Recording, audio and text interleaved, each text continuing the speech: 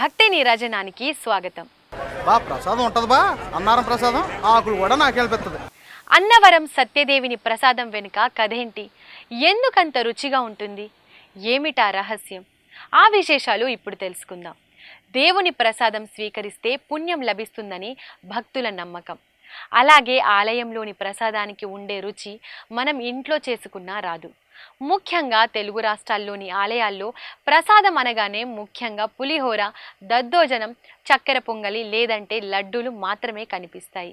కానీ అన్నవరం సత్యదేవుని సన్నిధిలో భక్తులకు అందించే ప్రసాదం మాత్రం మహా పవిత్రమైంది. ఇతర ఆలయాలకు భిన్నంగా ఉంటుంది.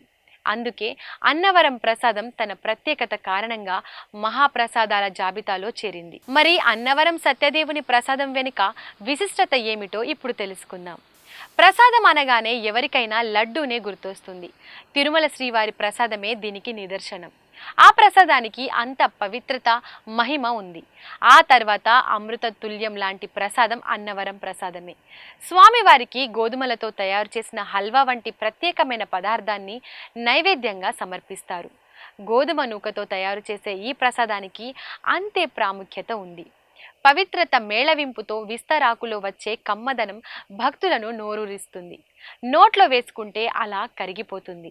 అన్నవరం సత్యదేవుని దర్శనానికి వచ్చిన వారు కన్నుల పండుగగా ఆ స్వామిని గావించిన తర్వాత ప్రసాదం కోసం క్యూ కడతారు. చేతిలోకి తీసుకున్న తర్వాత కళ్లకు అద్దుకొని ఆర్తిగా ఆరగిస్తారు. అలాంటి అమృతతుల్యమైన ఈ ప్రసాదానికి తాజాగా భారత ఆహార భద్రతా ప్రమాణాల సంస్థ గుర్తింపు కూడా లభించింది. దేశంలోనే ప్రామాణికమైన ఈ సంస్థ గుర్తింపుతో ప్రసాదానికి మరింత పేరు ప్రఖ్యాతలు లభించినట్లయింది. పూర్వం నుండి పాటిస్తున్న సాంప్రదాయానికి అనుగుణంగా గిరిజన ప్రాంతాల నుండి సేకరించే విస్తరాకులో స్వామివారి ప్రసాదాన్ని ప్యాక్ చేసి భక్తులకు అందిస్తున్నారు. పూర్వకాలంలో అరిటాకులు లేదా విస్తరాకుల్లో భోజనాలు చేసేవారు. ఇదే పద్ధతిని అన్నవరంలో ఇప్పటికీ పవిత్రంగా కొనసాగిస్తున్నారు. ప్రస్తుత ఆధునిక యుగంలో ఎక్కడో తప్పితే ఆకుల్లో భోజనం కనిపించదు. రాష్ట్రంలోని ప్రముఖ ఆలయాల్లో సైతం కవర్లలో ప్రసాదాలు ఇస్తున్నా అన్నవరంలో మాత్రమే ఆరోగ్యానికి మేలు చేసే భూమిలో కరిగిపోయే విస్తరాకుల్లో అందిస్తున్నారు. అన్నవరం ఆలయ ఆవిర్భావం నుండి ఇదే పద్ధతిని పాటిస్తున్నారు. విస్తరాకుల లభ్యత కష్టంగా మారుతున్న నేపథ్యంలో కూడా ప్రత్యామ్నాయం వైపు మొగ్గు చూపడం లేదు. ఆకుల్లోనే ప్రసాదాన్ని స్వీకరించడానికి భక్తులు ఆసక్తి చూపడం, పైగా అలవాటు కావడంతో ఆలయ అధికారులు ఈ విధానాన్నే కొనసాగిస్తున్నారు. ఆలయానికి సమీపంలోని చింతపల్లి, పెదబయలు, పాడేరు, అరకు, ముంచిగిపుట్ట తదితర ప్రాంతాల్లో లభ్యమయ్యే విస్తరాకులను పలువురు వ్యాపారులు దేవస్థానానికి సరఫరా చేస్తుంటారు. ప్రస్తుతం అన్నవరం ఆలయ ఆవరణంలోని వంటశాలలో 25 పొయ్యిలపై ప్రసాదం సిద్ధం చేస్తున్నారు. నీరు బాగా మరిగిన తర్వాత గోధుమలు వేస్తారు. గోధుమలు బాగా ఉడికిన తర్వాత పంచదార 2 దఫాలుగా వేసి నెయ్యి వేసి బాగా ఉడికించి పవిత్రమైన ప్రసాదం తయారు చేస్తారు. ప్రసాదం తయారీ విధానాన్ని మనం చెప్పుకోవడమే కానీ అన్నవరంలో చేసిన ఆ పవిత్రత, టేస్ట్ ఇంట్లో చేసినా రాదని మాత్రం మర్చిపోకండి. ఇక అలా సిద్ధమైన ప్రసాదాన్ని యంత్రాల సాయంతో ట్రేలో వేసి పైన యాలకుల పొడి వేసి విస్తరాకుల్లో ప్యాకెట్లుగా సిద్ధం చేస్తారు. అనంతరం విక్రయ కౌంటర్లకు చేరవేస్తారు. ఇక అన్నవరం ప్రసాదానికి సంబంధించి ఆసక్తికర కథలు చాలా ఉన్నాయి. వాటిలో ఒకటి, కొన్ని జాతీయ రోడ్డు, రైలు మార్గాలు అన్నవరం మీదుగా వెళుతుంటాయి. ఉత్తరాది వారు గోధుమలతో చేసిన ఆహారాన్ని స్వీకరిస్తారు.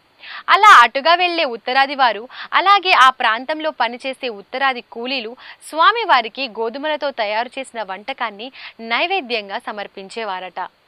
అలా గోధుమలతో తయారు చేసిన ఆహార పదార్థాన్ని నైవేద్యంగా సమర్పించడం ప్రారంభమైందని చెబుతారు.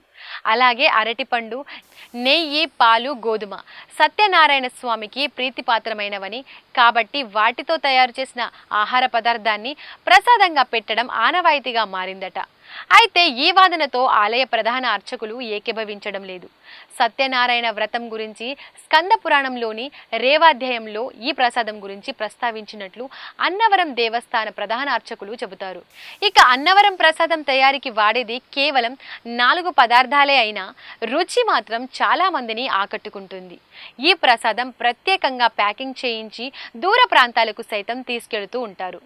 నేషనల్ హైవే 16 పై వెళ్లే వారి కోసం అన్నవరం బైపాస్ రోడ్డులో ప్రసాదం కౌంటర్ ఒకటి ప్రారంభించారు. దేవస్థానం ఆధ్వర్యంలో ఇక్కడ ప్రసాదం విక్రయిస్తున్నారు.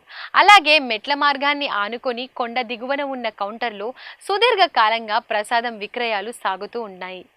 కొండపైన కూడా కౌంటర్లలో ఈ ప్రసాదం అమ్మకాలను దేవస్థానం కొనసాగిస్తోంది. ఏదేమైనా అన్నవరం ప్రసాదం గోధుమ నూకలతో తయారు చేయడం వెనుక అసలు కారణాలపైన భిన్నమైన వాదనలు ఉన్నప్పటికీ ఈ ప్రసాదం రుచి విషయంలో మాత్రం అందరినీ ఒకటే చేస్తుంది.